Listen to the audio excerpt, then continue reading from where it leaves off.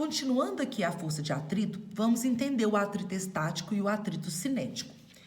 Você veio aqui, empurrou o bloco com uma força de 5 newtons. Só que o bloco não saiu do lugar, continuou parado. Então, significa que tem aqui uma força de atrito contrário à força que você fez, contrário ao deslizamento. Muitos alunos pensam assim, então essa força é maior. Não. Se a força fosse maior, o bloco andaria em sentido contrário. Se ficou em repouso, está em equilíbrio. Para estar em equilíbrio, a força resultante tem que ser 0. Então, 5 para cá, 5 para cá. Você veio e aumentou a força que você fez para 6 newtons. Continuou em repouso. Então, sua força de atrito agora passou a ser de 6 newtons. Ela aumentou.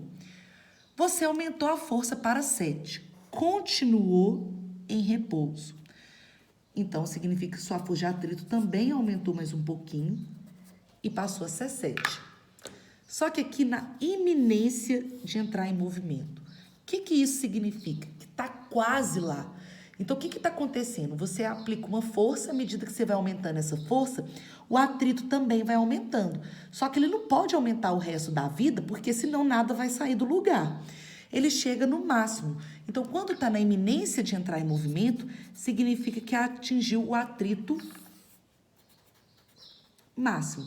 Esse atrito de quando o corpo está em repouso, a gente já chama de atrito estático. É quando o corpo ele não desliza, não há deslizamento. E essa força de atrito, ele aumenta, tá vendo? 5, 6, 7, até chegar no seu valor máximo. Esses valores vão depender da superfície e do bloco que está em contato. Então, aqui são só exemplos desses valores. Então, significa que se você fizer mais um tiquinho, vou fazer aqui, 7,1 newtons entra em movimento. Só que quando entra em movimento, essa força de atrito, ela diminui. Sei lá, era 7, passou a ser 6,8 newtons. Aí você vai pensar assim, mas o atrito diminui? Diminui. Porque nós temos o atrito estático, que é isso que eu falei, e temos o atrito cinético, que é quando o corpo desliza. E o atrito cinético, ele é menor. Existe uma tabela dos coeficientes de atrito. Só que essa tabela, depois vocês podem olhar na apostila, que tem o coeficiente de atrito estático e o cinético. E o coeficiente de atrito cinético, ele é sempre menor do que o estático. Até porque, uma vez em movimento, é muito mais fácil permanecer em movimento. E diferente do atrito estático, que aumenta até chegar no valor máximo, esse atrito cinético ele é constante. Uma vez que você colocou em movimento, você pode aumentar a força que você faz, que esse atrito cinético continua o mesmo, tá? E para calcular a força de atrito,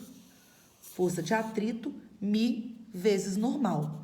Normal é dada em newtons, força de atrito é dada em newtons, e o μ, que é o coeficiente de atrito, ele é adimensional. Ou seja, não tem unidade